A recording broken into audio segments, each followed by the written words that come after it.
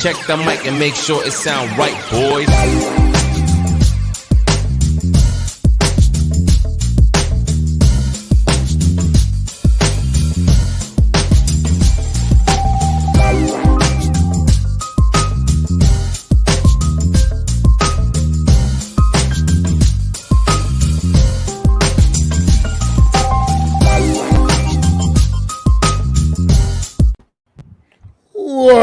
What up, New York Giant Nation and football fans all over the world?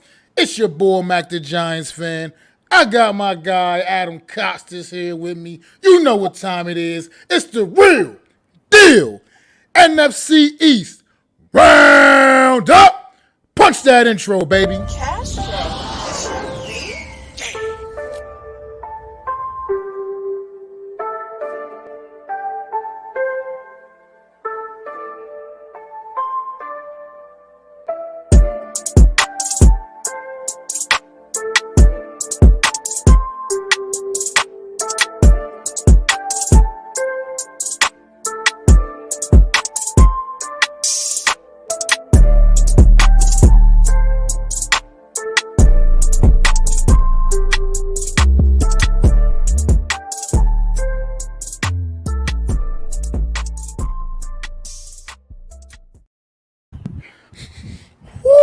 You smell it. I can smell it in the air, baby. I can smell it in the air. Football season is upon us. It's about to start getting even more real. The preseason is about to truly kick off starting tomorrow.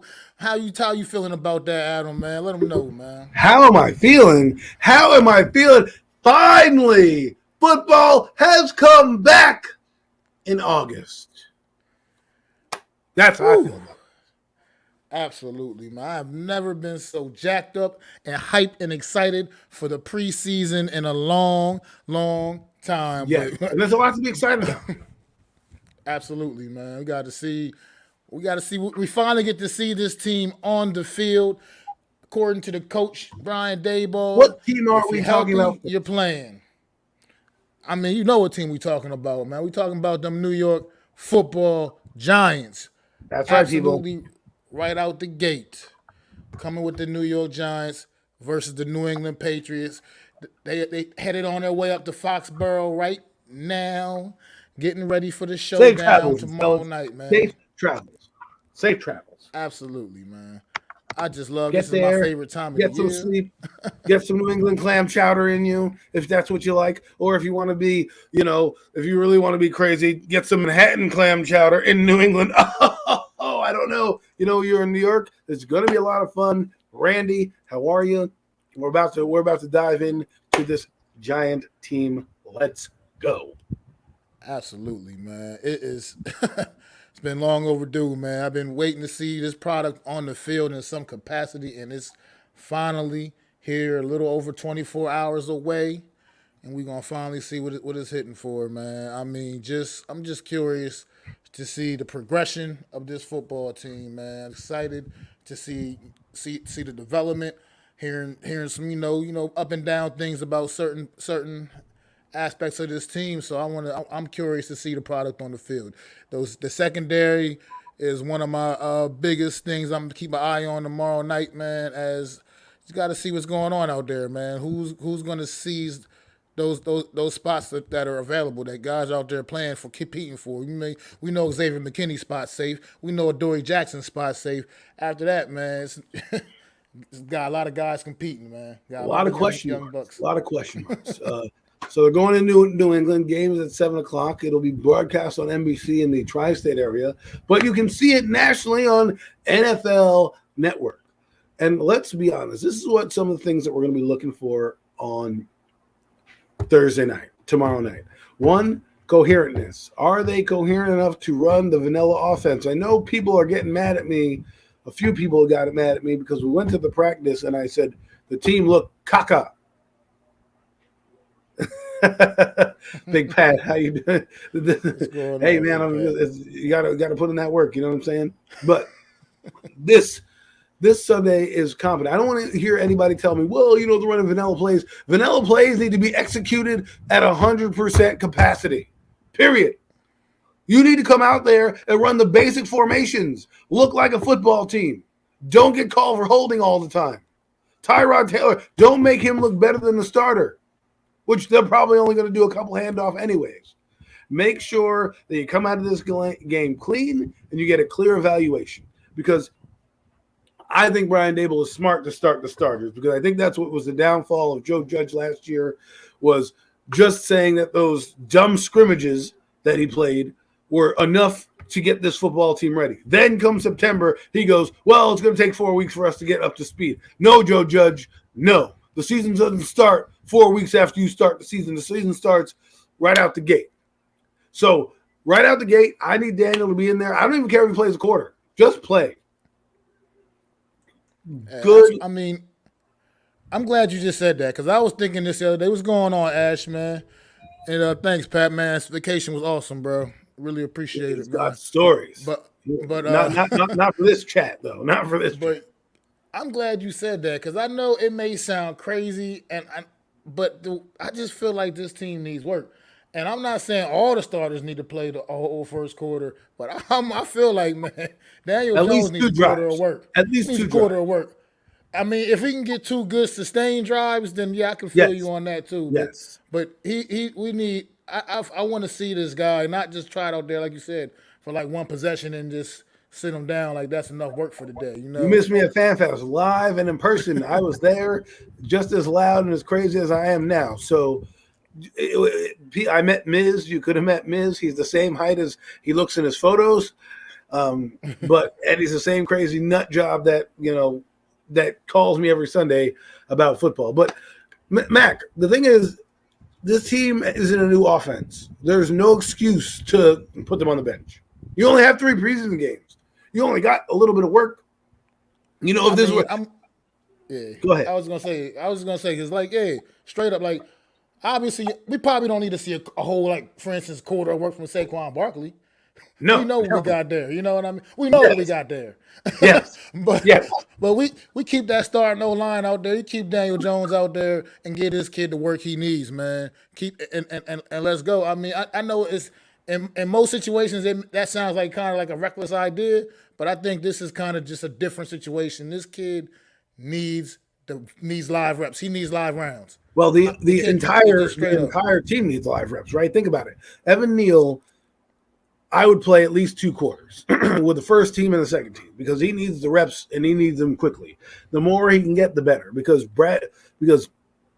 Bud Dupree and Harold Landry are coming to town. Okay, we're going down to Nashville in less than a month, damn near 30 days from now, and they're going to be live bullets flying, and he's going to need as many reps under his belt and many live at bats, I guess you'd call them, that he can get.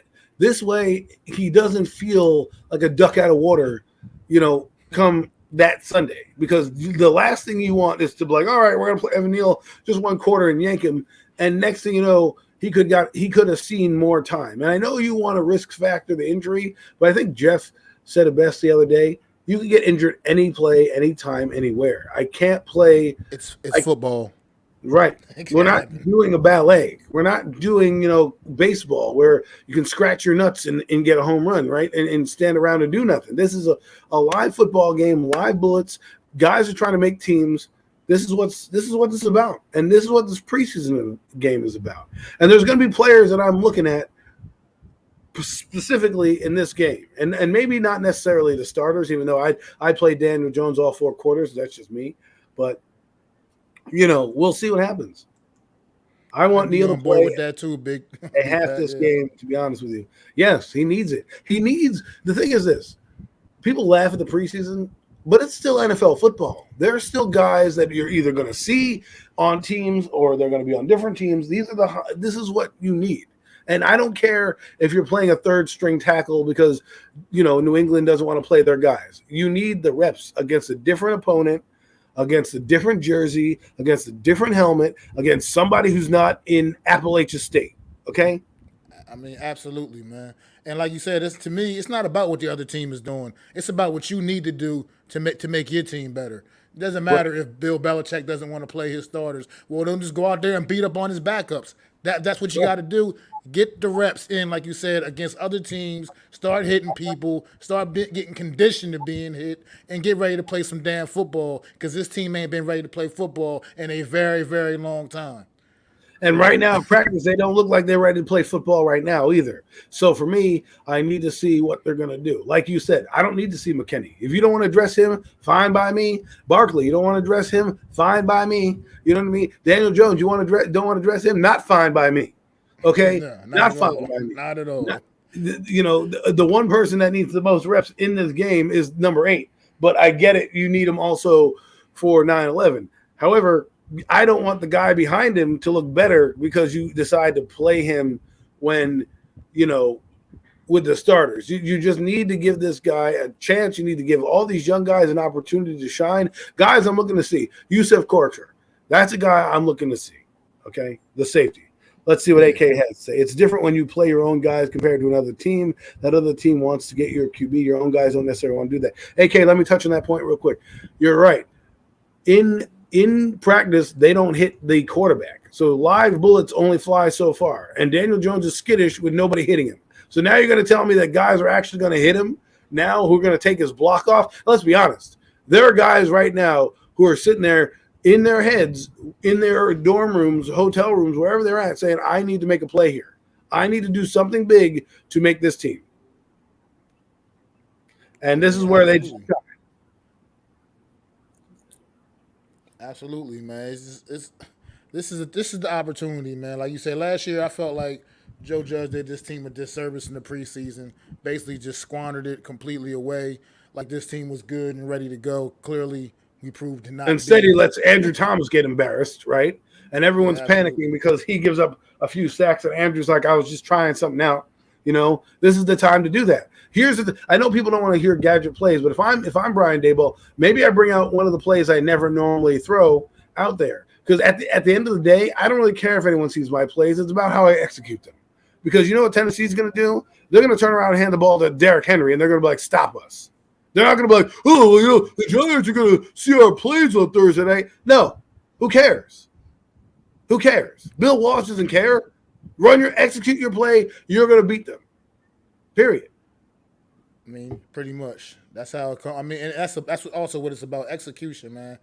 Let me tell a Giant preseason story real quick. I forget what team it was, but the Bill Parcells Giants at one point played a team that was foreign to them, like an AFC team. They went back to preseason to kind of look at what they were doing, right? To kind of defend them. Now, I'm not saying it worked out for the Giants or not, but that's how far back they'll use tape from anywhere. So it doesn't really matter because you're changing your plays week to week anyways. You're not going to use the same type of plays you use against Tennessee that you're going to use against Carolina because that would just be dumb. I mean, yeah, not at the NFL level. Things definitely switch week to week in the league here. Right. But I mean, it's just this team is just I just can't wait to see. So let's get into this. Get a little base. This is going to be like our little base. You know what I mean? Like to see. Okay, what let's just hope it's we not a actually disaster. have here? Yeah, I mean, let's just hope it's not a disaster. That's what I'm worried about. I'm worried that this team is going to not look as good as we hoped. That's my concern. But who are some of the guys you're looking at in this game to get some burns, some players you might be focusing on? Let the crowd know on some nuggets you might want to share. I mean, well, I'm definitely going to have my eye on number 5 overall pick and our number 7 overall pick. Those two 100% for sure. I mean, obviously picked them up high in the draft, 2 top 10 draft picks. We definitely got to see what we invested in. And the things I've been hearing, like I said, Evan Neal, he's been struggling a little bit. With the passing game, in pass blocking. It's been a bit of an issue. You've seen him getting beat around the edge quite a little bit in practice by even guys like O'Shane Zimenez. Right. But however, but things I'm hearing about what he's doing with the run blocking is just straight road grader. Like we just got a guy that Saquon Barkley can feel comfortable getting that ball and running right off of his ass. I mean, as much as he may need to. So I'm feeling good about that, and just hearing nothing but great things overall from his teammates. John Feliciano has been speaking very, very highly of Evan Neal. So I'm gonna have my eye definitely on number 73. That is number 73, Evan Neal. And, he tried to pull a fast one on us. McAdoo got cut. He's like, "I'll take that number, thank you." McAdoo didn't even get out the door before the number got changed. Didn't even get out the door before the number got changed. Guess he won't be coming back. No offense to you, McAdoo. Well, I mean, if he does, he's just gonna have to get a new number. Bro. I guess you're gonna be taking 70, McAdoo. But.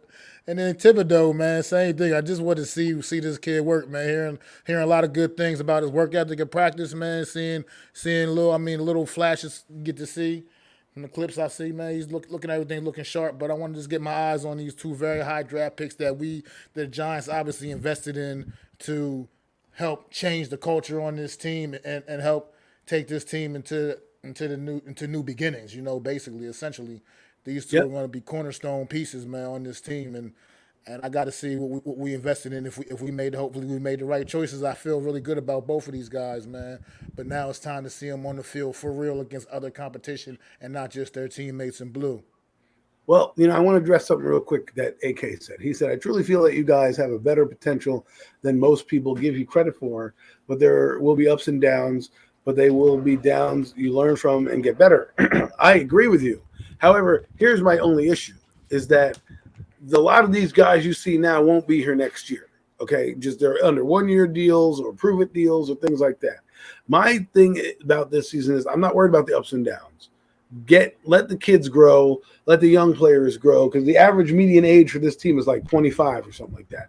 They don't have any old veterans really. No one's really like 30, 35, 36, something like that. The guys are about 30, and that's about the plateau that they go, right? So the median age is about 27-ish. So that's a very young team trying to come up and do a lot of things. The growing pains that we're going to see, let's get them out of the way early so that towards the end of the year, barring any injuries, we can start to see the fruits of our labor in terms of how this team is constructed, what players are going to be here going forward, what players aren't going to be here going forward, and if we're going to need, replacements, i.e. quarterback, i.e. running back, all these type of things, right? Because as much as we want to sign everybody, we can't eat up our caps with all these guys, right? Like everyone's like, oh, well, we can sign whatever. We're going to have ample cap. Well, if you sign 3 guys to max deals, that's most of your cap right there. Okay, and the Giants have $5 million right now that they have to work with. So let's see what happens. Taylor starts week 1. If DJ continues to fall and Taylor shows consistency, then you trade DJ to Seattle or the Browns. Now that Watson is going to be out for the year, then maybe get Jimmy G. No, if we do that, if the Giants do that, they're not going to bring in another quarterback. They just do a ride with Tyrod. The thing is, Daniel Jones, as bad as he looks, they're going to force him out there. They're not going to say to you, we made this mistake, because they are going to want to make sure that he falls on his face rather than them pulling him. And it may not be the smartest idea to do, even if Tyrod Taylor is outperforming Daniel Jones. I would say play the best guy, but because you put so much stock into him being the guy and you messing him up, they're going to do everything in their power to have this kid fail on his own. Before they do anything. Yeah, Daniel Jones right now, to be honest, this is, for what it's worth, and I know a lot of people have strong feelings about this, but it's not an open competition. Daniel Jones is a starting quarterback. This is not – Daniel Jones would have to go out and be – it would have to be an absolute disaster during the preseason for them to even remotely to think that Tyrod Taylor is going to start week 1. Because it is what it is. This is not an open competition. Daniel Jones gets the first team reps in practice. Tyrod Taylor gets the second team reps. That's how it is. I agree with what AK is saying, though, right? Is that the best player plays. I get it, and I'm all for that. Just like the best line, you know what I mean? However, oh wow, apparently Giants starters may be playing a whole quarter. That's what they need. Good to see. But the point is that if he comes out right now, this first quarter, let's say they get 3 drives, right? That's probably a good quarter, three drives, depending on the length of the drives, right? If he comes out and looks terrible and is overthrowing guys like he's doing in practice, it's going to be hard to come week one if he's doing that same thing to not put the backup quarterback in. But like Max said, they're letting him fail. That's what they want him to do, is fail, right? They don't necessarily, they hope he does well, but if he fails, it's not going to be because they didn't give him a chance. They're going to let him fail. I think it's an open competition behind closed doors, but they're not going to let you know that, because if they do that, then all this, finagling that they've done this whole off season has been for naught. I can see it via the money, and I can see it via how they're looking at, at Tyrod as a bridge quarterback. You don't want to pull the plug early, because John Mara is going to probably be beating on the table like, we got to give him a chance, at least 6 games, blah, blah, blah. If it wasn't for John Mara saying that, this guy would be an open competition. But because he said what he said, they're gonna make him sure that he fails. What's going on, Philly Sports Wrap? What's up, Coach Ed? Thanks for stopping in, fellas. Make sure y'all definitely subscribe to me and Adam, man. If you haven't already, we would really greatly appreciate it. Sub up to the Hardcore Sports Network as well if you haven't already. But it's just, I'm excited. And you said you just saw. Did you get something? You just saw something that said that they're going to play the start. I don't know how true it is. Somebody texted me, said Giants will play a whole quarter. So the source that I'm getting from is pretty reliable. So I'm going to have to do some research myself. But if this source is true, I can see that happening. And that's what's needed on both sides of the football. Like for me, I'm interested in seeing Darian Beavers. I've heard a lot of good things about him. I want to see how he can really put the real game together in terms of putting a full couple series together, getting the NFL reps that he needs. If you want to sit Blake Martinez this game, I'm all for it. I know that you said that guys are healthy, but don't be stupid, Coach. Don't be stupid. Guys coming off injuries like a Blake Martinez doesn't need to start. Barkley, get his ass in the game. Get his ass in the game. Absolutely. Okay, AK, because remember we did this with Bradford when we drafted Wentz, and then the last minute we made the change and traded Bradford. Right, but the difference we don't have with that was though. Yeah, that's gonna say the difference with that is you drafted Carson Wentz number 2 overall, and he went out there and he had a really, really impressive preseason, and you just got Sam Bradford standing in his way, who you already kind of knew what Sam Bradford was. And I think you went out there and saw a lot more than what you probably bargained for from Carson Wentz in that preseason. And he went out and he took that spot. It was like the same thing with Russell Wilson. He came in, he was like, what, a 4th round draft pick, 3rd round draft pick, whatever he was.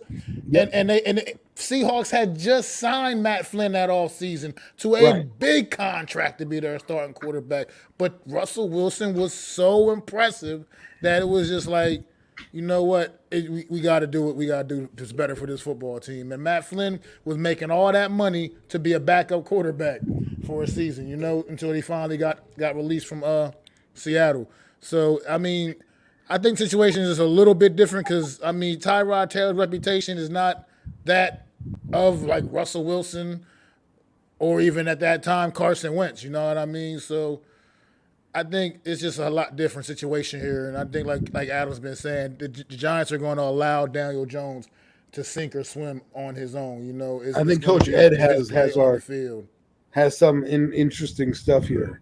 All right, I'll have to look that up. I don't want to verify or deny anything. I'm just throwing out that somebody said that, and you're confirming what I heard. But again, I want to make sure just to give you guys the right information to not be like, well, and then all of a sudden you watch the game like, well, that guy on the NFC East Round-Up, he said they're going to play a quarter. They only played a series, because that's what happens here. You got the people. They every word they hang on, right? If I compared Daniel Jones to Joe Montana, oh my God, what are you doing? It's not Joe Montana. You know what I mean? Like, it's like, you got to listen to what we're saying. But listen, that's the Giants of New England. Good test out the gate. A team that's going to be well coached, well disciplined, and have their stuff buttoned up on first, second, and third teams, right? So it's going to be a good test for them to see.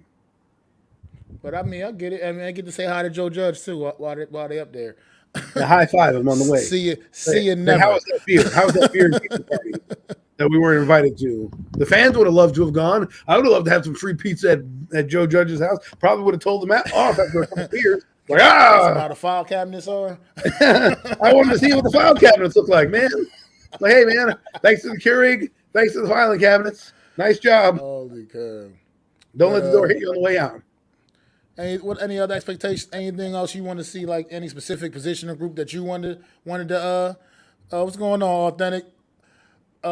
Anything else you wanted to see from this game, particularly? Well, I want to see the safety play, the backup safety, Yusuf Corker. I want to see who he's doing, how he's gonna fare. I'm interested in seeing Richie James. You know, he's getting a lot of hype around camp. So I'd like to see if he's one of those practice players or if he's an actual player that's going to show up and show out for us in the receiving game. And then the last thing is, can I get a tight end sighting? I mean, Ricky Seals-Jones, where the hell are you? Are you in witness protection? Are you what are you doing? Are you checking the file cabinets for Joe Judge? What is going on in the world of Ricky Seals-Jones? They did an interview on Talking Giants. Shout out to Bobby Skinner and Justin Pennick on Talking Giants. They did an interview with Dan Duggan, and they asked this question, and they're like, we don't even see him on the facility. Like, we don't even see him anywhere. And I'm like, you don't see him nowhere? Like, you don't see him, like, anywhere? Like, he's like, nope, we don't see him. We don't talk about him. It's like, all right. So what is this guy going to do? Just show up and walk through the door and be like, hey, I'm here, guys. Haven't taken a rep, but I'm good to go. You know what I mean? Like, I don't know, man. Like, I think it's not looking good for him, because if you're not here by the first preseason game, and this is something people may want to look out for, guys who don't play in the first preseason game or injured are most likely not going to make the club the further along we get in this process. Okay, if Ricky Seals-Jones is not there for Cincinnati next week, and then come Jet game, he's not there, he's not making this team, or he'll be put on IR. Right? I mean, we can't have guys. Go ahead. One thing these players got to keep in mind this season. This preseason is going to be a little different than the last couple. Last couple of years, it's just been every team been playing out the whole preseason with their full 90-man roster and just had a big, massive cut at the end of preseason. This year, it's going to be cuts throughout the preseason. So, you know what I mean? You got to show and prove with your opportunities, right, every opportunity you get. And Ricky Seals-Jones, I just haven't heard his name not nearly enough. Richie James, I hope he gets the punt returning duties. I'd like to see somebody that doesn't just fair catch a ball back there. I mean, you got Sterling Shepard who doesn't do anything. You didn't put Tony back there for whatever reason last year. I guess you were punishing him. This is for not showing up to camp. Like, you know, sometimes you just got to play your talented players. And a lot of guys make their name on special teams. That's how they do it. A lot of guys across the league, because you draft a player and he's not up to speed with the playbook. Well, get him on the field. That's another thing I hated about Joe Judge last year, was he was too busy worried about punishing players and not putting them on. Your freaking team is losing and you're worried about punishing them. You know what I'm saying? Like, he threw out Kadarius Toney for punching a guy in the head. He should have been thrown out and gotten punched in the head, because there was no fight in that team. The only guy fighting on that team was him, and you throw him out. That was, like I said, that's why I'm glad we've gotten away from that era. I'm glad we've moved on. That's why I want to see what this team can do on the field, man, on Thursday night tomorrow, man. I got to see this product on the field and know what we're working with and have a little baseline of what we really can expect from this team. Before we move on to the one team, I want to answer AK's question. Do you think these guys, these young receivers, will have the force the owner to trade Galladay before the trade deadline? Is he stuck here? Is he stuck there? I don't think that they're established enough to make that call yet.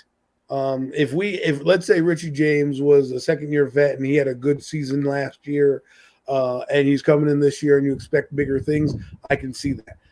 With the injuries to Shepard, with Tony nursing a knee injury, I think right now you got to keep Galladay, and then maybe in the offseason is when you trade him. Revisit that trade talk. Right now, I don't. The only reason two ways the Giants trade everybody is they're just absolutely caca, right? They're just shitting the bed. You know, they look like what your newborn is pooping out every week, right? Or and in that point, you want to get rid of the guys because you're not doing anything, so you just want to get some value for them. That's one. If they're doing well, they're not going to want to do it for this reason. if they're doing well and you trade Galladay, let's say for hypothetical purposes, and all of a sudden the team starts to flounder or your quarterback starts to fall off, and he does fall off and he stinks, they're going to be like, well, why'd you get rid of an all-star caliber receiver, and then this guy stinks? So what I think they're going to do is they're going to basically wait till either Daniel Jones gets injured or if the entire team is absolute trash, is when they'll decide to say, hey, let's make that trade. If they're in, like we had a discussion this afternoon, I think Pat from Big Pat brought it up. He said if the Giants like 4-4 and after 8, then there's going to be a remaining 10 games that are going to be fun, right? Remaining 9 games. If the Giants are 3-5 or 2-6, you might as well at that point start to think about moving on from some guys, because the probability is you're probably not making the playoffs, right? I mean, I just think Galladay specifically with that contract is going to make him a pretty difficult trade anyway, regardless right now, because his production is not matching that contract, and who's going to want to take that thing on? So that right now is probably the biggest problem for Galladay right now anyway. He's going to have to get back up to that Pro Bowl level receiving that he was doing in Detroit and there's got to be somebody that's desperate.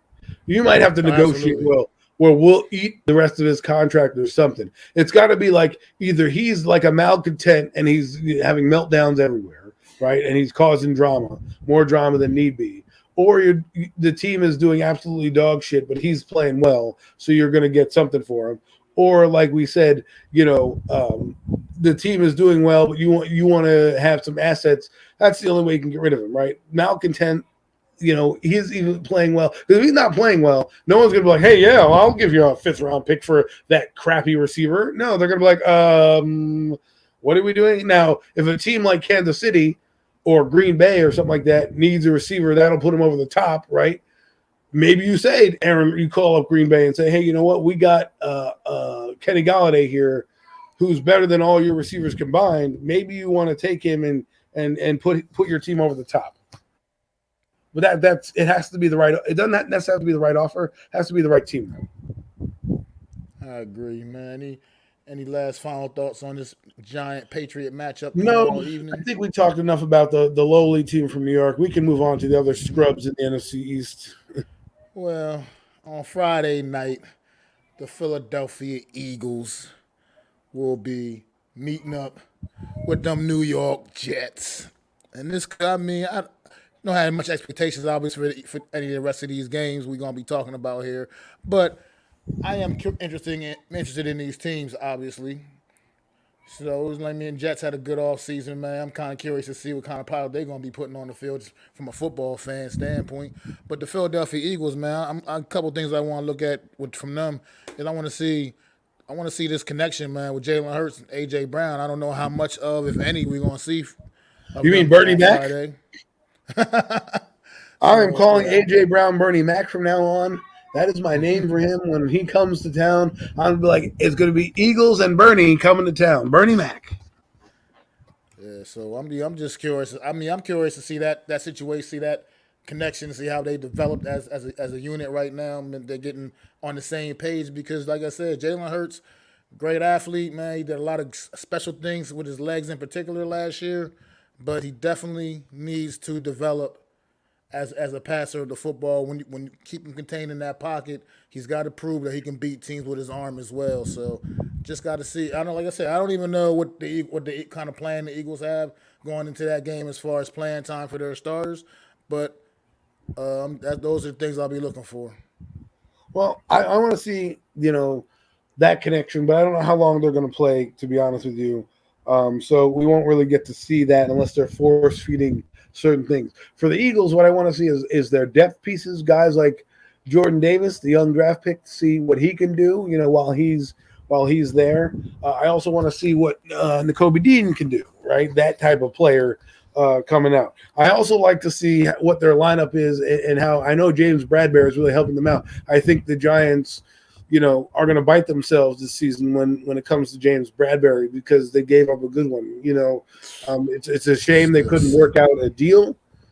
for this player, but another man's junk is another man's treasure, and the treasure is going to the Philadelphia Eagles right now, as he has not only done well in camp, but he's really brought a difference to this defense. Right, last year, Darius Slay was the number one guy, and they tended to go to the other side. Now you can't go to either side. You know what I mean? And it's going to force you to kind of figure out a way to beat this team. And this team's defense last year was pretty feisty. You add Jordan Davis, you add Nakobe Dean, and then you still have Hargraves, you still have Brandon Graham, you have Derek Barnett, you still have Fletcher Cox. You're going to have a lot of guys. You're going to have a lot of players. So this preseason game for the Eagles is a little different than the Giants. See, because the Eagles went to the playoffs last year, they know what the bar is for their team. They're not ushering in a new system. They're not ushering in new players per se in the way that the Giants are doing. They already know their roles, right? And right now, to me, Jalen Hurts, of the interviews I've listened to him, I don't know what to expect. I know he's trying to put in the work, and we'll see if it translates on the field. There are some things that I worry about that kind of just in his personality a little bit that may lead to some distractions, but we'll see what he can do. There's no excuses for this guy anymore, and we'll see. Hopefully, in their 2 series that they play, you can see a little sprinkle of what they've been talking about, right? A little bit of the continuity, a little bit of the swagger that they have, but mostly you'll be seeing the second and third team, and it'll be good. It'll be a good test because the Jets are an up and coming team, and they have a lot of young guys as well that will push the Eagles to see what they can do. Right, the first preseason game is dress rehearsal, but mostly it's for the backup players. Yeah, I mean, I definitely agree with the matchup being a pretty fun matchup for the Eagles to get their preseason kicked off. Like you said, I mean, the Jets, to me, in my opinion, have had one of the better off seasons, at least on paper. This offseason, they had an excellent draft. I feel like they're a well-coached football team. I think they totally believe in what Robert Saleh is bringing over there, and I'm a believer in Zach Wilson this year. I think that kid is going to turn around and start emerging into star level. I agree with you there. I think he's got all the traits. I think he's got all the traits that you're looking for. I know a lot of people are worried about him and his MILF hunter syndrome. That's good. Maybe hunting MILFs is what you need. Maybe that could be the magic elixir that Sam Darnold didn't have. Sam Darnold's getting mono from college girls. Zach Wilson is hanging with the sophisticated crowd, right? Hanging with tennis moms, soccer moms. Maybe that's the elixir. But no. All kidding aside, I really do think that Zach Wilson has a lot of the talent, and you'll see it come out this season. I think, like I said, good test for the Jets. It's the annual Jets-Eagles game. When I was a kid, you couldn't tell them apart. At one point, it was like that. Thank God the Eagles changed jerseys, because when you watched them from afar, if you had blurred vision, you would think the same team is playing the same team, but they aren't. So Philly is here. We'll see them. That game's on Friday. Probably be broadcast in my area. So I'll probably get a nice look at the Philadelphia Eagles. I'm sure the content creators will give their opinion. So we're going to know more about this team going forward. But for a first preseason game, you couldn't ask for a better test this time around. Yeah, absolutely, man. I think, like you said, this Eagles defense, I think, has a potential, honestly, to be special this season, and I want you to get to see right out the door, man, a team that's put together, like I said, the Jets have put together a nice little unit, at least on paper. So in the preseason, the Jets are the kind of those teams that are going to go get at it too, because they got a lot to prove, and they've been the laughing stock for long enough as well. So they're going to come out ready to play. I'm assuming intense. I don't know anything that's going on in Jets camp right now, but I haven't heard anything negative, so that's all. Well, Jets camp, they seem to be doing pretty well. This is what I'm talking about. He has stacked pretty good days together. He had a pretty decent, green and white scrimmage. There aren't the question marks that they have, because I think they're doing things right with both teams on both quarterbacks, right? Both the Jets and the Eagles, right? They're both doing things for their quarterbacks, and knowing that that's the mark of how you can win is by building for your young quarterback and hoping the things that you put together allow them to make it to the level that you want them to be at, and that's a Super Bowl winning quarterback, right? And for I know this is the NFC East roundup, but the Jets, we have to talk about them a little bit because they are going to be a part of this litmus test, because we're going to be measuring quarterbacks across the league with our starter, right? That's just how you do it. Absolutely. And if the guy in green looks better than the guy in blue, both green quarterbacks look like better than the guy in blue, you're going to hear it. You're going to hear it not only from the fan base, but from the national media. So I think it's a really big deal for these guys. Two teams in different spots, though. Remember, Jets are still, I can see the Jets not playing their starters if they wanted to because they're in the system. And the Eagles went to the playoffs last year. They're trying to build on that momentum. They brought in a lot of guys here. They really want to try out some of the depth pieces. You're going to see a lot of Jordan Davis. You're going to see a lot of Nakobe Dean in this game. We're really going to see if their skill sets can translate to the NFL. And for what it's worth, it's been mixed reviews from things I've been hearing about Nakobe Dean and Eagles camp, but I believe in the talent I saw at the University of Georgia, man. Nakobe Dean is an absolute gamer, and I believe on game day he's going to always be ready, man. And I still believe, I stay strong by what I said earlier, that the Eagles got an absolute steal in the draft when they were able to get Nakobe Dean in the third round? Third round. I believe it was. Absolutely insane that he was still on the board in the third round. And I agree with you there. And I think the ups and downs you're seeing are just rookie growing pains. Going from Georgia, and coming into the NFL program, guys are faster, and this is what I talk about with practice, right? You go from college, you're playing guys who may or may not be on your team. You have 90 guys you can play. So you can technically field an actual football team against an actual football team, right? And those guys are like third stringers. You know what I'm saying? And so for me, Nakobe Dean is now playing guys who are been in the NFL, understand tendencies, know what they're looking for, and that's what really you start to see in this team going forward, is how he can read and react, process things. It's not about August 11th or August 12th or whatever it is. It's about 9/11. What will he give you on 9/11? I mean, that's what it's all about, man. And like I said, Dean's a player. Jordan Davis, like Jeff said, is a grown ass man, and that's just. I mean, just to think, Fletcher Cox, and then they can throw. And then Fletcher Cox, when he needs a blow, they're throwing Jordan Davis at you. Like, come on, man. That's a lot. The Eagles, like I said, I hate talking nice about the Eagles, man. I really, really do. It pains me, but they this team. Wow, look at that, 13-4. I thought we were crazy at 11-6. This guy goes 13-4. I said, you guys, man. I respect the things y'all have done, but this is a bit much, bro. Because I'm gonna tell you right now, you're losing 2 to the New York Football Giants. That's just because that's just the way I feel about it right now. Shots fired. We owe y'all so many ass whoopings that we might as well get started with the 2 this year and get some of that get back. I'm just saying. So. Oh man, we went 4-5 in the division, and we're having delusions of grandeur now. But nah, all bullshit aside, man, I do like what the Eagles have done all this offseason. I've been saying it all offseason. I hate the Eagles, but it's because I like AK that I'm not cursing out the Eagles right now. You know what I mean? Because I like him. I like the Eagles. You know what I'm saying? But if deep down inside, the Giant fan occasionally wants to come out and go, "Fuck the guys from the down I-95."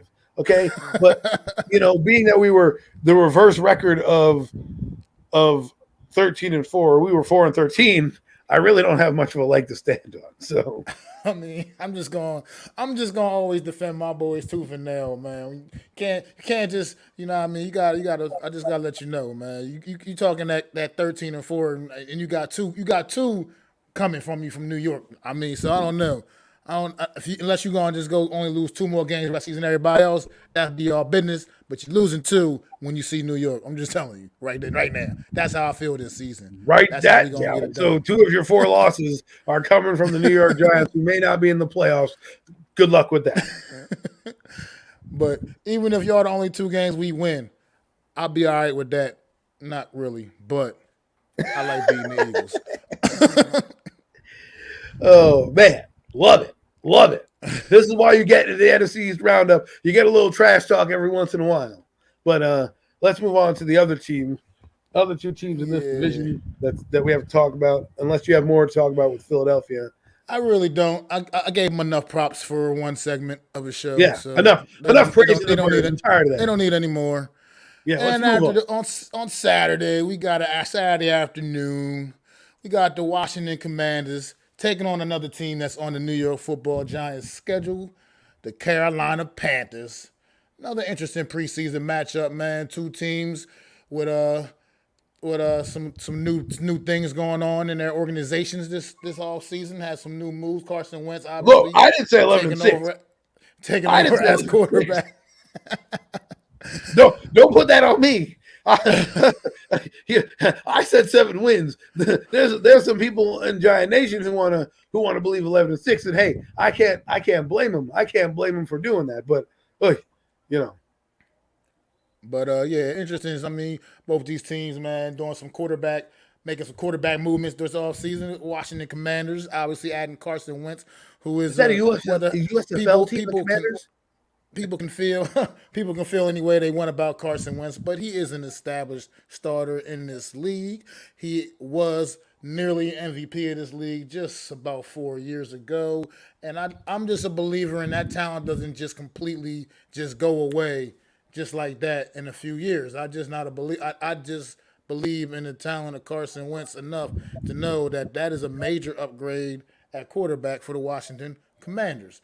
And on the Carolina standpoint, you know they got then brought Baker Mayfield in there into the fold in their quarterback room, and you got two guys, him and Sam Darnold, that were number 1 and number 3, I believe, overall pick in the same exact draft back in 2018. Yeah, that must be a fun conversation. So, hey man, I'm here to take your job. Can you teach me the offense? Interesting quarterback room. That's an interesting quarterback room right there. But so we thought the Malik Willis. We thought the Malik Willis, Ryan Tannehill dynamic was off. This one's got to be pretty awkward when you walk in there like, hey, Baker, how are you? Hey, Sam, how you doing? I'm here to steal your job. Tell me everything you know. You know what I mean? Pat, man, at this point, I don't know how it's going on with their camps looking like down there, obviously, but a while back we did on another stream, we were doing some predictions, and I had picked Matt Corral to be the offensive rookie of the year. That was before they brought Baker Mayfield into the fold, obviously, because I did originally think Matt Corral was going to beat Sam Darnold out, but now I think Baker Mayfield adds a little extra wrinkle there, and I know it's the things I've been hearing out of things I have heard is that it's not been looking so great for Baker Mayfield and Panther camp, but I believe that when it's all said and done, he will probably be their week 1 starter, even though it can't be worse than right there on standby. I mean, they got him at July, the training camp start. So let's be real. You know, he hasn't been there since April or May or June and with the OTA, right? So yes, he has to have. You rather have his growing pains come out now than have his growing pains come out the season. So let's see where he's at when coming the season. As for Matt Corral, I know this NFC East Roundup. Somehow we got to the NFC South, but. As for Matt Corral, I think he'll be a starter if this season derails quickly for them, right? Meaning, you know, if the Panthers come in and they start to shit the bed every game and starting to look bad, that's when, to me, I'll say, hey, put the rookie in now and see what you want, because at that point, Matt Rule's going to know he's going to get fired anyways. Might as well see what he's got. You know, and Ben McAdon't, we'll see what he can do with quarterbacks. You know, he really liked Patrick Mahomes coming out of the draft that year, and we ended up taking Davis Webb instead. Smart move on our part. But, hey, you know, things happen for a reason. But getting back to the Commanders, what you're saying is correct. You know, Carson Wentz doesn't have to be great here. And, I mean, the numbers that he put up, 3,500 yards, 27 touchdowns, and 7 interceptions, we'd be raving if that was Daniel Jones' number. We'd be like, oh, my God, blah, blah, blah. I can't believe Daniel Jones threw for 3,500 yards. Oh, my God, this is great. You know what I mean? Give me a damn break, okay? This guy just has to be competent. That's all they have to do. These quarterbacks have to be game managers at best. Don't fuck it up. Ron Rivera's going to go to Carson. Hey, Carson, we're 3rd and 5. Don't fuck it up. You know what I mean? Don't try to throw your boneheaded plays and do your whirling dervishes and try to do your spinneroonies, you know, and try to get the ball downfield. Just do what people do. Take what the defense gives you. 5 yards in a cloud of dust. Just be competent. And if he executes that competently, then I can see the talent rising to the top. And arguably, he could be the best quarterback in this division. Now, people are going to argue with me about it, but no other quarterback in this division has had the MVP talk in their respective names. Carson Wentz, whether you like it or not. Late in the season anyway. I mean, Dak got off to a really hot start early in the year. He fizzles off anyways. But you know, Carson Wentz was having an MVP caliber season till he blew out his knee, right? And I think that changed the dynamic of who he is. And with the Colts, I think it was supposed to be instant gratification. And because he had a couple of boneheaded things and there was probably some flare-ups in the locker room, is why he's gone. Now here in Washington, this is his last shot. There's not going to be another starting job after this. No, I mean, if he goes here and somehow it doesn't work out, yeah, I believe he's going to start trending down to where teams might want to bring him in as a backup at that point. You're right. Here. I think his opportunities. I mean, they're going to start to dwindle. Man, he has to make the most of this chance in Washington right now. But I think I mean, Terry McLaurin is probably going to be the best receiver he's had to throw the ball to in a few years. So, and that's what maybe even his whole damn career. Oh, I didn't even really know this guy. I mean, he didn't have great receivers in Philadelphia, and let's be honest, in Indianapolis, there weren't the studs that they came in with. They had Zach Pascal, they had Michael Pittman come in. You know, those guys weren't the guys they have now. So for him, he not only has Terry McLaurin, but he also has the kid that they got from Penn State. I'm forgetting his name right now. Jahan Dotson. Jahan Dotson, who was having doing pretty well training camp. They have Curtis Samuel, who is their gadget player. So 3 receivers right off the bat are pretty good. Then you have Logan Thomas, who's not a bad receiver. Their offensive line, isn't great, but it isn't the worst I've seen in the league. So it's not like he's dealing with a lot of bad things. I know a lot of people are worried about, you could say that you could say the same thing about Daniel Jones, about struggling in training. There are differences between Carson Wentz struggling and a Daniel Jones struggle. Carson Wentz has at least put something out there. Oh, yeah, I was going to say. But another thing also you got to remember about this Washington Commanders team is that this defense is capable as well of being a top 10 defense in the league. They know they fell off a little bit last year with the Chase Young injuries and the secondary wasn't as good as they would have hoped. But this team is more than capable of being a top 10 defense, and that's also a game changer for this team. And that will also help Carson Wentz as well from a field position standpoint. They can create turnovers and just keep continuing to keep giving Carson Wentz short fields, man. So that's another thing you got to watch out for this Washington team. I think people's not talking nearly enough about it, to be quite frank, that a couple of years ago this Washington defense was downright scary. And I know, like I said, it just fell off a bit last year, but this defense is still very capable. So got to keep an eye on that as well going forward with this Washington Commander football team.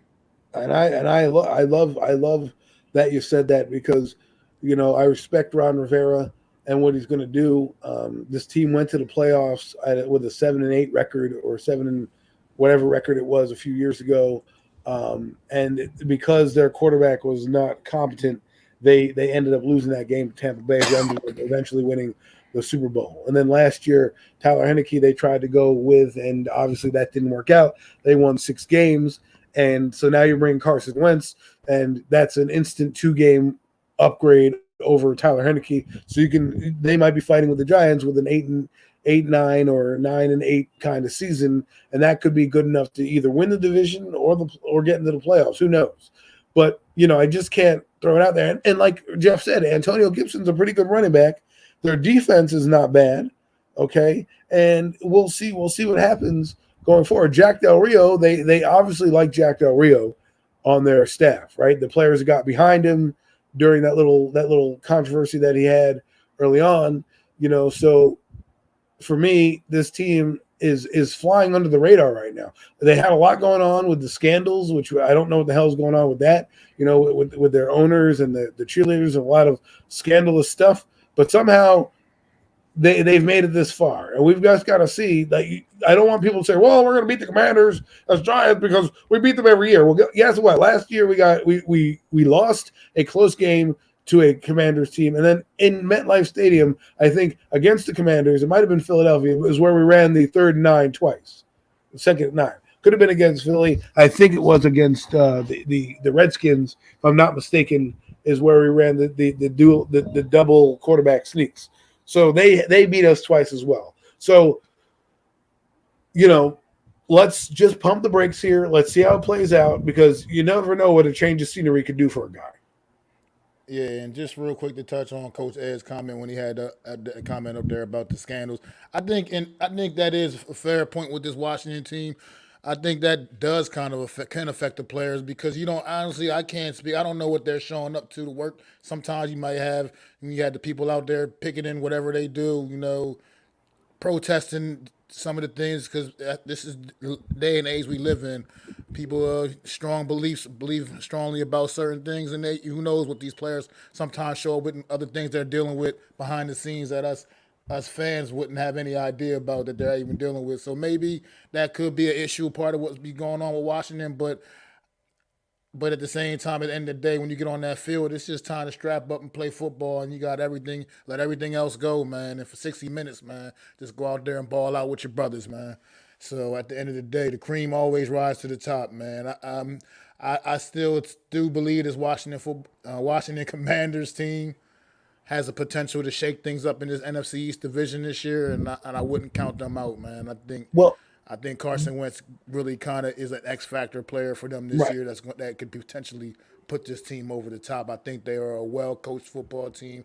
Ron Rivera, in my opinion, is the best coach in this division, the most established head coach in this division, and I just believe that this Washington team can make some noise on the low. Just can't sleep on them. Well, it's interesting that you said that, because I think the Commanders have the two easier games on their schedule. I know people don't talk about schedule, but if you were to put everyone's schedule up against theirs, they could easily be 2-0 headed into Philly in week 3, right? And that game could kind of be a big game, because who knows? Are the Eagles 1-2, 0-2, 2-0? Same thing with the Giants and Cowboys. But for me, if the Redskins come out to a 2-0 start, that could favor them. And with an NFC East that we all know is not the greatest, getting a good start out the gate could help them later on as injuries hit and as certain things crop up during the season.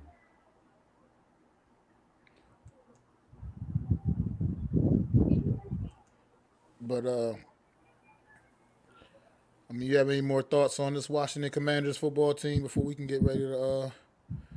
Outside of their uniforms being the crappiest in the NFL, no, I do not. And who wants a big W on the side of your helmet anyways? I mean, my God. I thought, they could have gave them some kind of new cool logo or something. Commanders. Like, what is that? Have a Browns have nothing put a tank on their shit. That's what I would have done. Put a tank on the side of their helmet. That would have been a badass thing. You could have called them the Washington Tanks, because that's probably what they're going to do anyways if they don't get to the playoffs. They're going to tank and be a terrible team. Here comes the fanhood in me. I'm trying to be a biased content creator, but sometimes the fanhood gets the best of me. But one last thought on this Washington team, Carson Wentz specifically. I think most of his issues are just strictly in his own head, to be quite frank, mental more than physical. I think Carson Wentz can still get out there and he can sling it and play with the best of them, man. I think all his issues are totally in his head. I think that last year in Philly just got him looking over his shoulder constantly now, and I think he has to get out of his own head and go out there. And like I just said before, man, for 60 minutes on Sunday, get out there with your brothers, man. Let it all go, man, and show everybody why he was once a number 2. I mean, they love him. They love him down there. He's changed their whole offense. He's been able to make throws that allow them to get Terry McLaurin open deep. So, we may sit here and laugh at them, but they may be a totally different offense with him at the helm. So I just want people to realize, we laugh at Carson Wentz and his plights, but at one point, this guy was highly regarded in the NFL. Absolutely, and you can't ever forget that. So there is one more preseason game on the docket for this NFC East division I believe this is also Saturday night in prime time. Oh, great. Dallas Cowboys. They even get primetime games in preseason. America's teams allegedly Allegedly. taking on In the 60s, in the 60s, okay? In the friggin' 60s. We need to get rid of that mantra right now. We need to. I am putting a decree out there right now. They are not America's team anymore. 1960s, when you had Roger Staubach and the good-looking quarterback, and he played for the Marines, and he was part of the Marines. Okay, he was America's team then. Let's fast forward to the year 2022. They are America's butt of every joke. Okay, they haven't won a playoff game since 1996. Okay, 1996. I'm tired of them talking about it. The last game they played in the playoffs, they got beaten by the Carolina Panthers. The Cowboys, man. In 1996, we still talk about them. Love the Cowboys. They're more like the Cowgirls, okay? All they do is complain. Jared Jones comes out every year and says, hey, everybody, we're the Dallas Cowboys. I bought this beautiful stadium. We're always going to be contenders. Come visit my museum. Come see our stadium. We've got the biggest on-screen video board ever, and we're always going to the Super Bowl. I don't care what my son says. I still make the decisions around here, okay? That's Jerry Jones, all right? He's probably in his yacht right now listening to this podcast like, that damn Adam fucking Costas, he's an idiot. What does he know, okay? What does he know? He's going to send me tickets to the NFC Championship game. So, here you go, Adam. Ha, ha, ha, ha, ha. And I'm going to just burn him up in front of Jerry Jones live on YouTube. You know what I mean? But, yeah, some of the bigger storylines coming out of the Dallas camp so far heading into this preseason game is obviously Zeke's role expected maybe to be a little more limited in this Cowboy offense this year. And obviously some of their issues with their wide receivers, a lot of injuries in the wide receiver department. So paging wide receivers needed in aisle 6. These Cowboys going into this opening preseason matchup against the Denver Broncos, who have also made some major changes this offseason. I do. Major change. That's why I said these are some pretty fun matchups for the opening week of preseason for these NFC East teams, man. I mean, I don't think Denver's going to play anybody because they're losing receivers left and right. I mean, you talk about the Cowboys having a bad receiving core, so does Denver. But hey, Dallas, I have a guy for you. His name is Darius Slayton. You're more than welcome to throw us a conditional 5th or 4th round pick to help out your receiving core.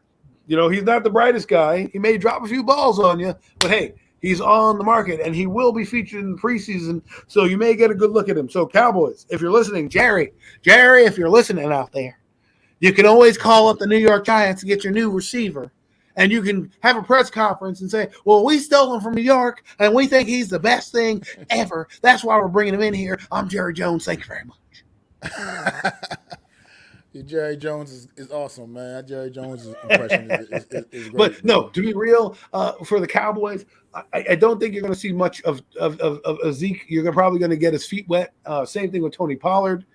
This will be a game more or less of showcasing the backups, Cooper Rush, and all those other bums that they have out there playing out on that team. I think with the Cowboys here, though, it's a big season because you want to talk about turmoil. This team has had their drama play out in the national media, right? The coach being asked about being fired. I mean, what idiot asked you that question?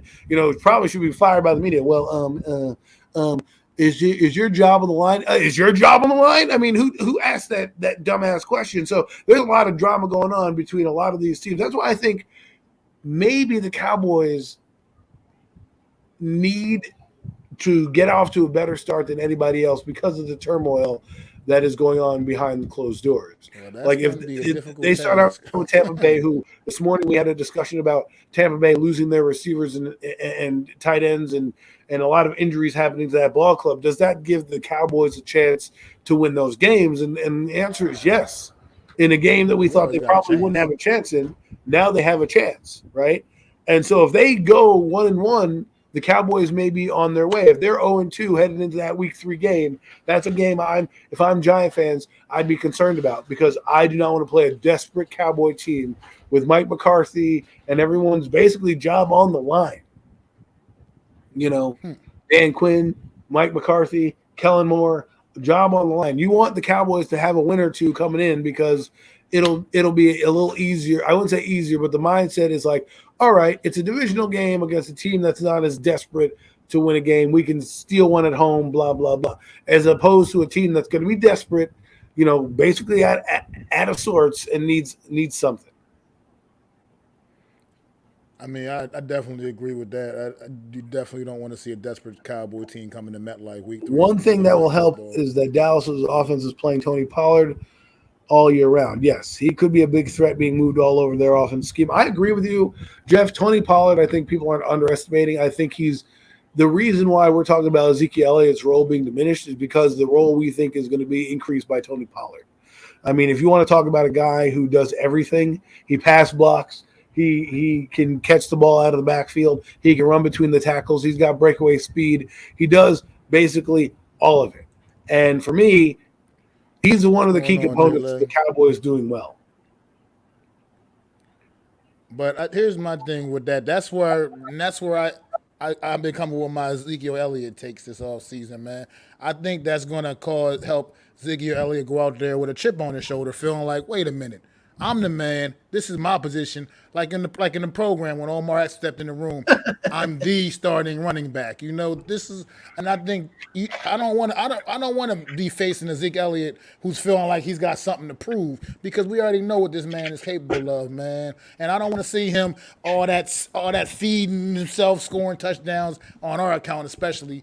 You know what I mean? 'Cause I just believe that Ezekiel Elliott is all this hype around Tony Pollard is gonna really really fuel Ezekiel Elliott to go out there and make the most of each and every touch he does get whenever he gets them, no matter how limited or big, how small or big his role is. And I really believe that Ezekiel Elliott is going to have a big year because of it. I think all this Tony Pollard chatter is going to just lead to a big year from Ezekiel Elliott. I just believe in that. Maybe you're right as well. Maybe you're right. Motivation has a weird effect on people, all right? And it's not just us talking about him. It's the national media as well. So, we'll see. Maybe he has a chip on his shoulder. Maybe he wants to come out and, prove the league wrong, right? Because, they did give him all this money. They did make him one of the highest paid running backs in the league, for a reason. And if we're talking about Carson Wentz finding a groove, why can't this guy find a groove, right? Why can't Ezekiel Elliott find his natural ability? So let's look what he had. Last year he had 1,000 yards, which again isn't saying much because that's not a lot to do in 17 games, but he did have 10 touchdowns. So now, that was pretty decent on less attempts than the year before. So he can still produce. And I think because of the problems at receiver, the problems they have with their injury guys waiting for Gallup to come back and things like that, they're going to lean on their running backs a little bit more to kind of offset some of that missing link. You know what I mean? I mean, I definitely agree, man. Definitely agree.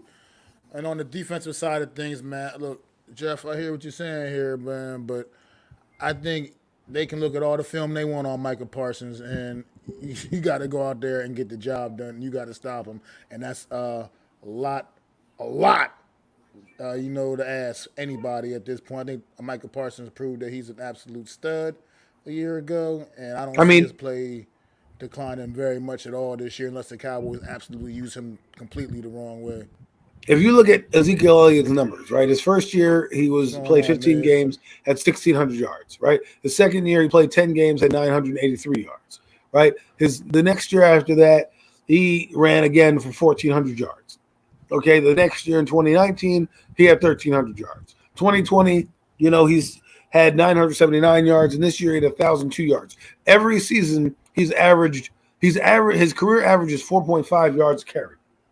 Okay, so 4.5 yards a carry is pretty good. You don't just throw that away and turn that off. Okay, Is he the greatest receiver in the game? No, I think that's what limits him. If you look at his pass catching, he had 47 receptions, 287 yards, a 6.1 average. His longest is 21 yards. Yeah. So he lacks in the receiving game, but what he lacks in the receiving game, he makes up for in running people over. You know what I mean? Tendency to put it on the ground too. Sometimes he does have a slight ball security. But I think this year, let's see what happened. He got extended. I think they extended him last season, if I'm not mistaken. I'm trying to look. Oh, they picked up his 5th-year option, and then it was $50 million guaranteed. Oh, then he signed a 6-year deal in 2019 worth up to $90 million with $50 million guaranteed. So he is 3 years into that 6-year, a couple years into that deal. So he needs to be able to overcome. And then last year he also injured his PCL ligament, right? It cropped up in the wild card game, and he played with it all year. So if he's fully healthy, maybe we can expect a different Ezekiel Elliott. I agree with the Tony Pollard assessment, but I also looked at what Max said, and I can't just write a guy off. You never know what motivation does to a man. I mean, that's what I'm basing. I mean, I'm just basing it on the competitor, like the competitiveness of this game, man. Like I said, I obviously never played at the NFL level, but I played enough football, man, to know what like you said, motivation, competition, good competition can do for you, man. And everybody keeps telling you about how great Tony Pollard. He keeps hearing, and I'm sure he supports his teammate fully, no doubt about that. Anyway, but that's still a guy that's standing in your way, that's taking touches away from you. And I believe Zeke Elliott is going to use that as motivation to fuel his fire, and he's going to go out there and make the most of every touch, man. And I just think he could be poised to have a big year. That's just my opinion. That's the way I think, the way my mind works. I just believe in the talent of Ezekiel Elliott, and I feel like he's going to be very motivated to go out there and have a big year and let everybody know who is the starting running back for the Dallas Cowboys. And I want to go to the other side of the ball because I know Jeff mentioned DeMarcus Lawrence. This team has a decent defense. I know people don't want to talk about it, but they have a decent defense led by their defensive coordinator, Dan Quinn. He's a guy that has been to the Super Bowl with other teams, has had Super Bowl defenses with the Legion of Boom. Okay, so now you have, you still have DeMarcus Lawrence, who might be playing well, and a guy who's going to fly under the radar in Dante Fowler. I know people may not like him, but, I can see him going to the Cowboys and doing something. He's the type of guy that's a retread that can come in and play for, like, the Cowboys and have a great year, right? He did pretty well with Atlanta, right? Atlanta, with the Rams, he came into Jacksonville. He underachieved. Let's go. He didn't play because of injury. He had 4 sacks in 2016. And then he had 8 sacks again. And then 2018, he had 2 sacks and then was traded mid-year to L.A. where he had 2 sacks. And then he broke out and had 11.5 sacks. Then he went to Atlanta and had 3 sacks. He went to Atlanta again and had 4.5 sacks. And now you're going to put him on a team where he doesn't have to be the man, where he doesn't have to be the guy. And sometimes players like that, when they go to a team where they don't need to be the guy in the sack department, is where they blow up, right? Look at, this is what I'm talking about. And they brought in, like I said, Anthony Barr, right? A guy who they can play with Van Der Esch and a couple of their other guys. And don't forget, they also had the defensive rookie of the year last year and Micah Parsons, okay, which they're going to use as a chess piece going forward. They're going to find your weakness in your defense. They're going to load that in your offense. They're going to load that guy up, right? If your weakness is the center, guess who's coming up the middle?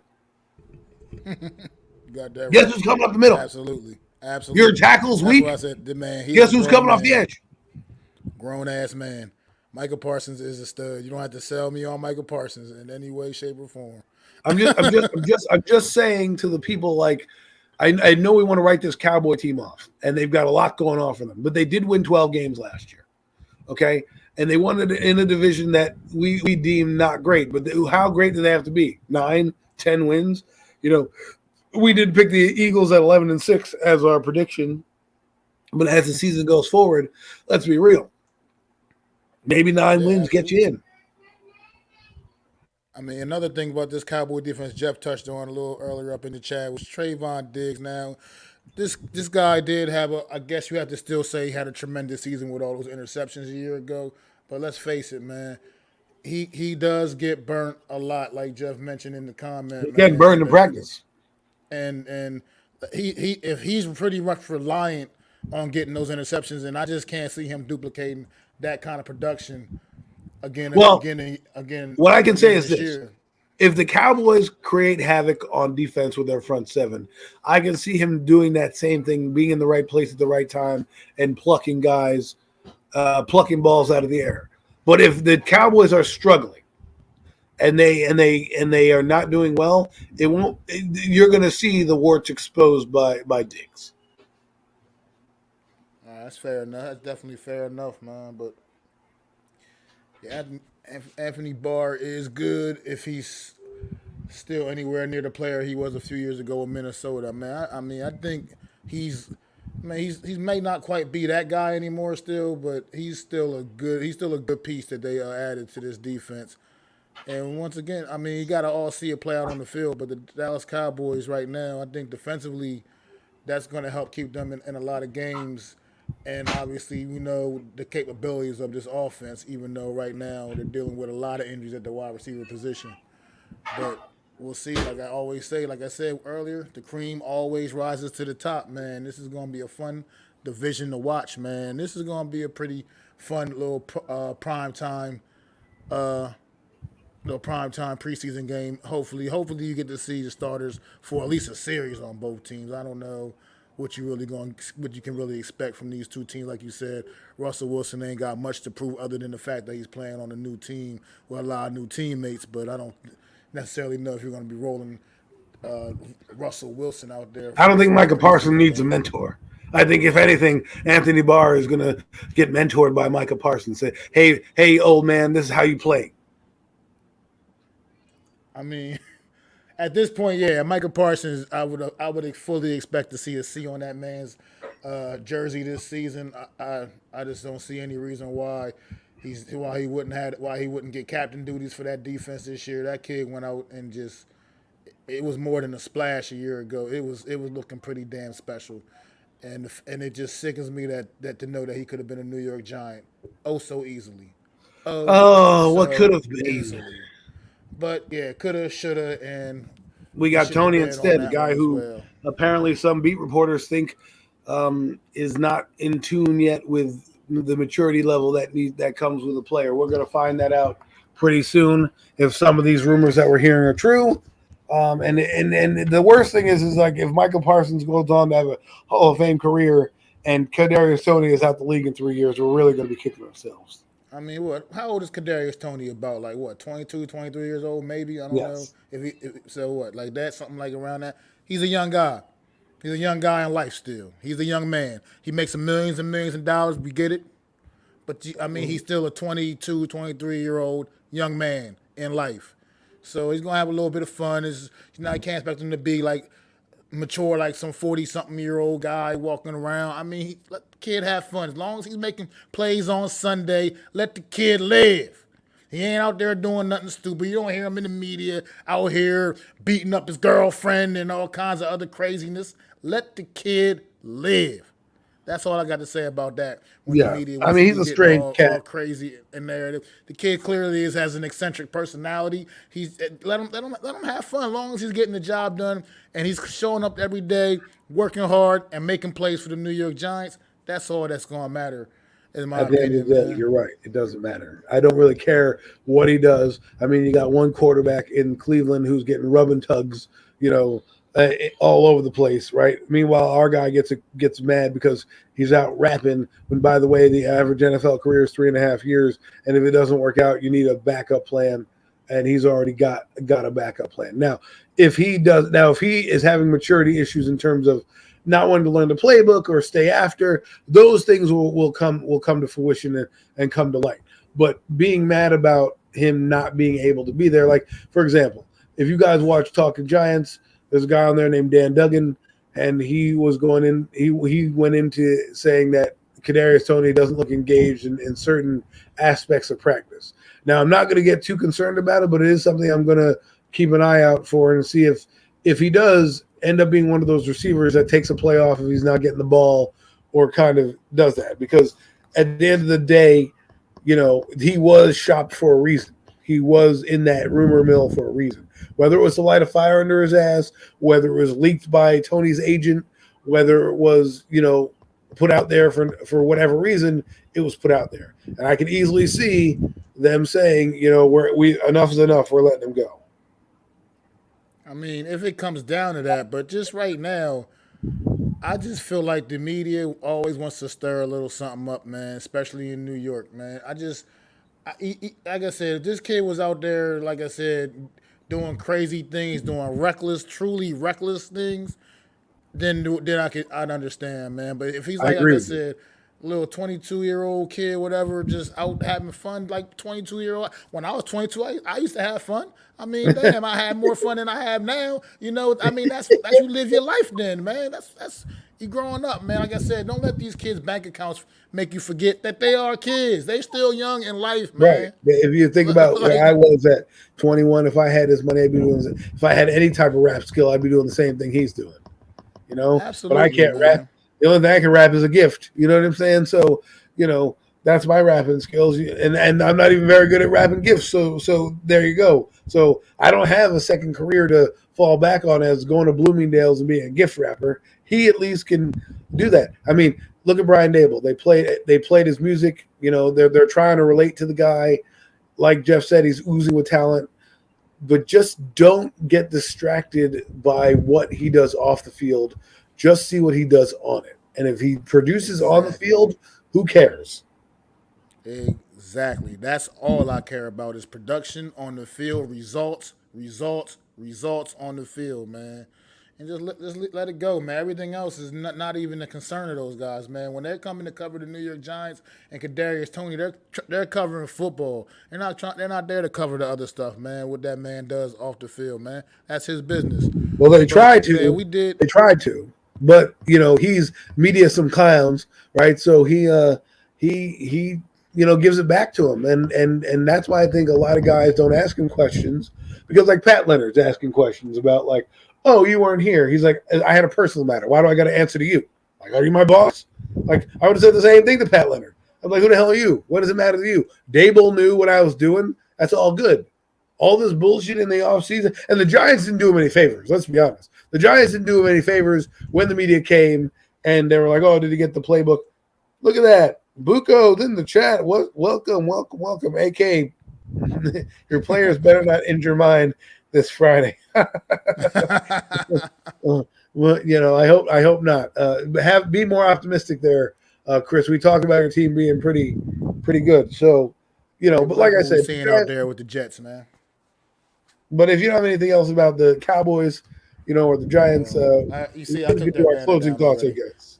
Hey, I took their banner down. We was just figuring we revisit the Giants a little bit for like people like Jeff to join the stream a little bit after we got done wrapping up the Giants. But if you guys had any, we were just I don't know how Kadarius Toney even came up out of nowhere all of a sudden. But look, well, I think it came up because we were talking about his talent and a lot of things that were heading into it, and Toney is one of those. He's one of those polarizing players, just like Daniel Jones is that you either love him or you hate him. And if you love him, you love everything about him. If you hate him, you're that guy who didn't like Odell Beckham Jr. and his blonde hair and his locks and things like that. I loved Odell Beckham Jr. He actually was a reason why I watched football every Sunday for the Giants. I didn't sit there and was like, oh, great. No, you had a guy that you couldn't leave your seat with. Toney is that guy. Now, if he can get over the injuries, and let's be honest, in college, he had injuries up until his last year. So let's hope that that's not the same trend going on in the NFL. Right now, he did tweak something. The trainers were looking at him, so I don't expect him to play at all tomorrow, really. But it would be fun to get to see him. If he doesn't play tomorrow, get him ready for 9/11. That's when we're going to need him the most. I just want to be full hands-on, full deck against the Titans. That's going to give us the best chance to win. We may not be talented enough to beat them, but at least it gives us the best chance to win if you have your full squad out there.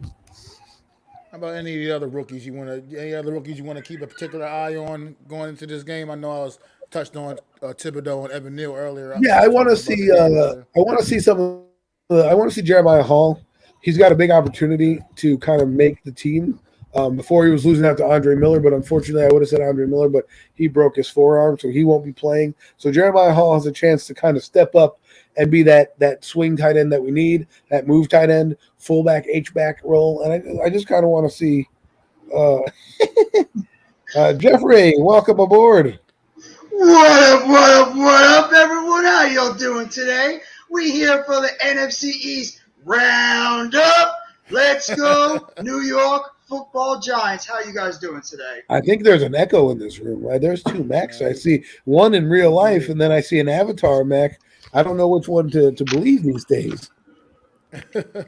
It's an optical illusion. Welcome to the NFC East Roundup. We don't normally take live people, but you are here, and you seem to be everywhere. You are like Visa. You're everywhere you want to be. So tell us what you want to do and some of your thoughts going into Thursday night's game.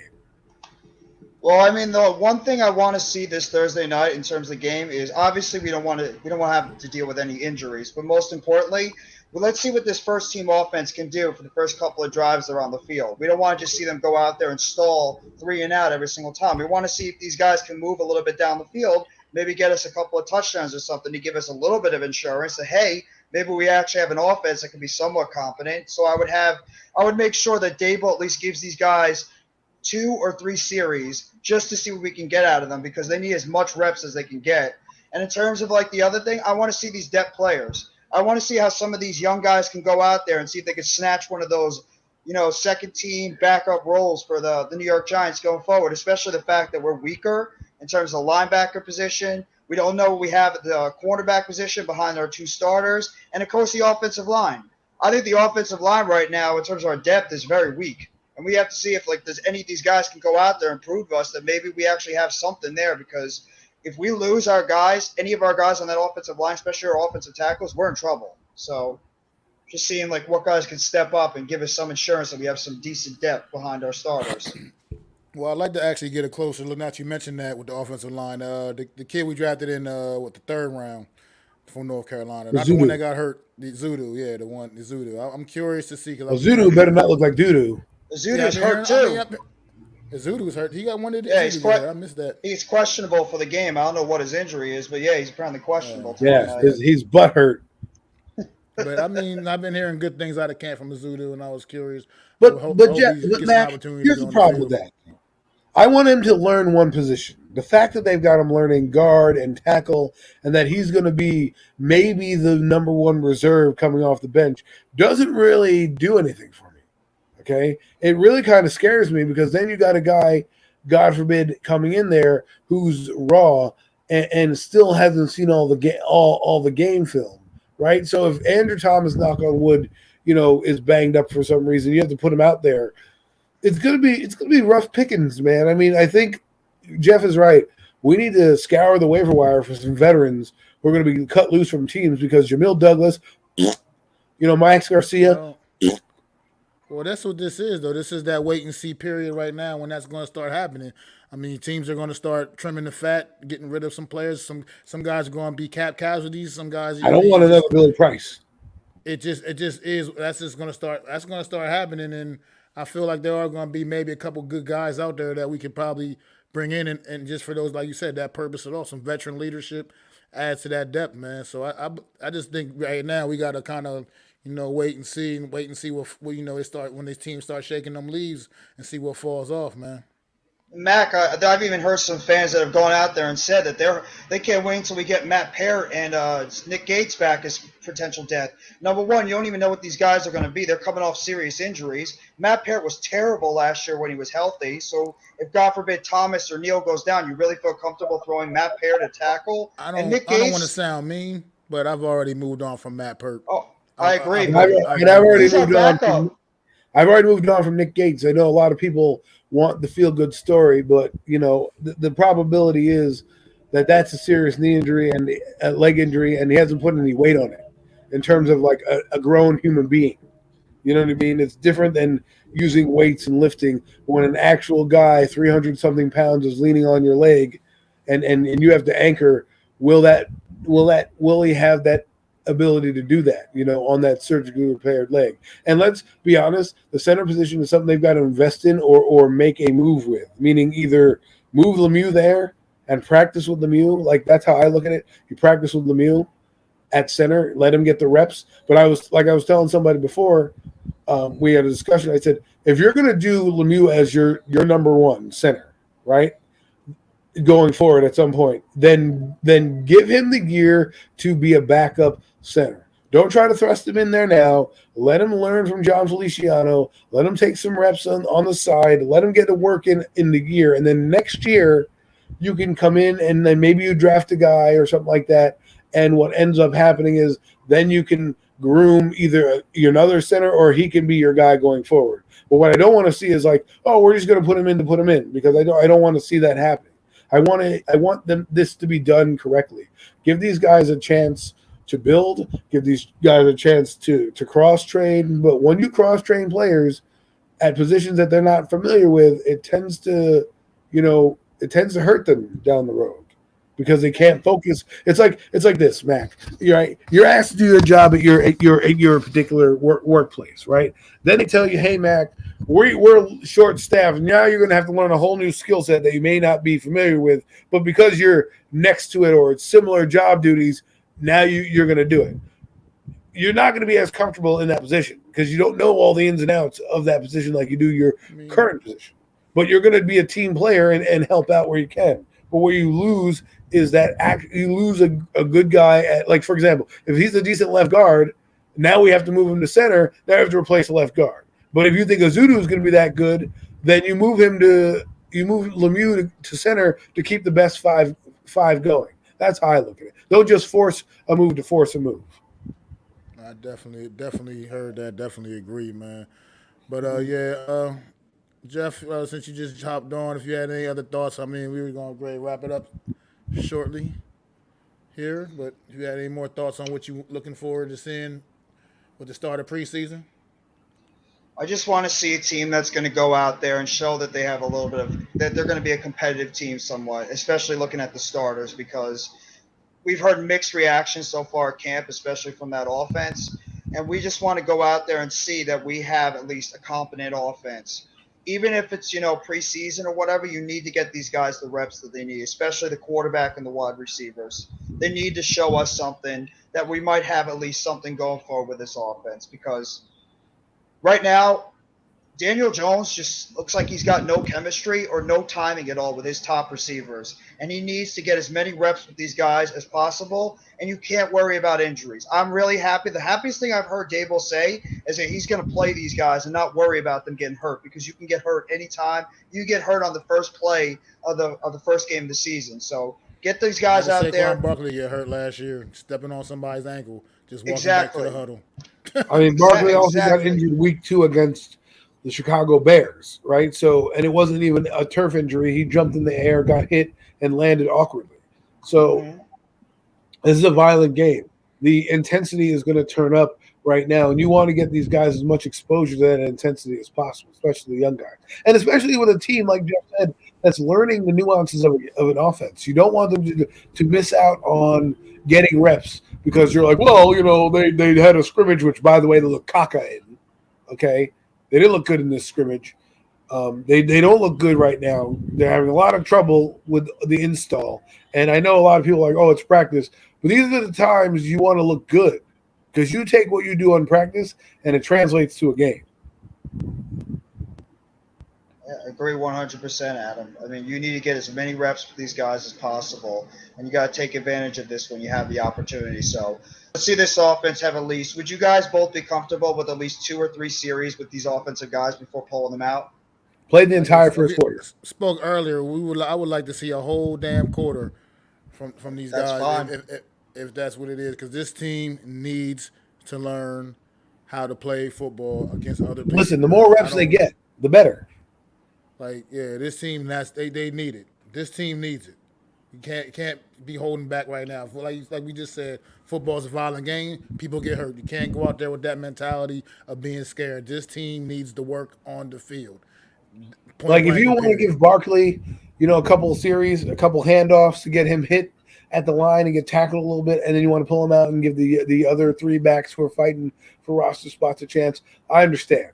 You know what I mean? I get it. because we know what Barkley is. He know that the offense is going to basically run through him because that's how good he is. So if you want to give him a break, that's fine. Everybody else on the offense hasn't earned that. The only other guy who might have earned it is Andrew Thomas.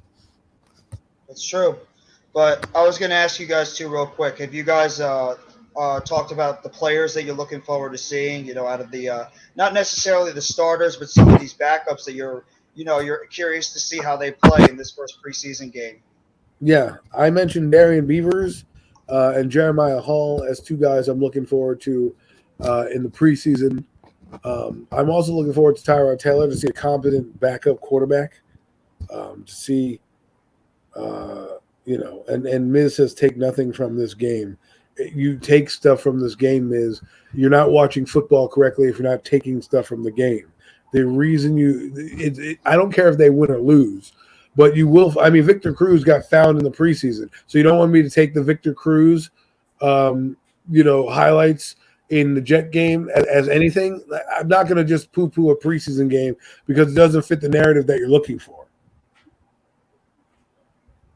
I mean, look, right now the position that this New York Giants team is in, every preseason game, every preseason snap is just a little more critical than for some others, man. We're not established enough. This team has a lot to prove, and I think everything matters throughout this whole entire preseason, man.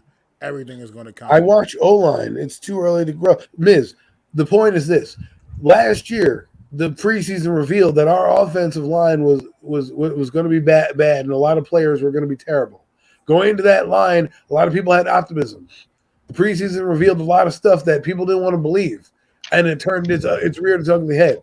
So there are some things I'm going to look at that may not be game function-wise or scheme-wise. I'm not looking at the scheme right now. That's not what you're looking for in preseason. You're looking if a guy can run the right route, if he's getting the correct depth, if he's getting the proper drops. You know what I mean? These are the type of things you're watching. How Daniel Jones reacts to some adversity. You know what I mean? Those are the things you watch in preseason. These games do matter. If they didn't matter, we wouldn't be playing them. We'd start right at 9-11. And I think two of the most important players on this team, I would actually say two of the top 5 most important players on this team that cannot get hurt is Andrew Thomas and Evan Neal.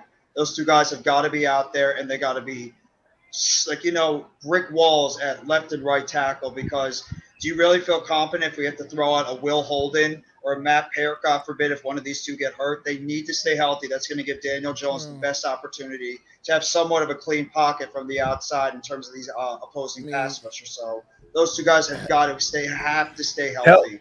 Tell Keelan Doss that the preseason doesn't matter. Tell Victor Cruz that the preseason doesn't matter. You can find out some things in preseason. And I don't care if we win the game. Be healthy, but I want to learn about Darian Beavers. I want to learn about Cordell Flap. I want to learn about, Richie James. I want to learn about some of these guys I haven't seen play in live action that didn't get the reps that they wanted or are getting reps against a different team with a different vendetta. I mean, I just want to.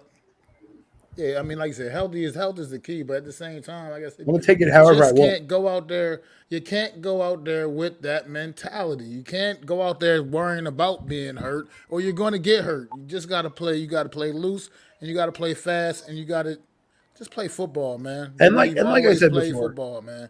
You just got. I just want to see production. It doesn't matter if they show anything because they're going to game plan differently week to week, anyways. So what they did last week may not be what they do this week. So if you want to show some gadget plays, by all means, this is a chance to see those plays in action to see if they work, to kind of get a feel for certain situations down and distance. For example, I'd love to see the Giants get the ball with 2 minutes to go in the first quarter and see if they can run some type of hurry-up offense with Daniel Jones and see if he can execute in a pressure-packed situation going forward. You know what I mean? You work on the scenarios that you can't normally emulate the same way in practice. Absolutely, man. But guys, everybody, I want to thank everybody coming out, checking us out today, man. As we talked about this opening week of preseason, man, it's been a fun stream, man. It's been very fun engaging with all you guys in the chat, man. Everybody, the Big Blue crew came out, hit Hardcore Productions, man. Hardcore Sports, man. Make sure y'all all sub up to Hardcore Sports. Adam Costas NYG Jeffy T 3285, and of course up to myself, Mac the Giants fan, man. This has been another off-season edition of the Real Deal NFC East Round-Up. And you know we'll be back next Wednesday night. Same time, same bat channels, same everything else. So we'll see you next Wednesday when we talk about the results of this game and look forward to week 2 of the preseason. So let's go! I'd like to thank you all for listening. If you was feeling this, please take time to subscribe and smack them likes. Feel free to drop a comment. Let me know what you think. Don't forget to ring that bell so you know when I'm dropping new content. It's your boy, Mac the Giants Fan. You can find me on Twitter, YouTube, and Facebook at Mac the Giants Fan. That's MACDA Giants Fan.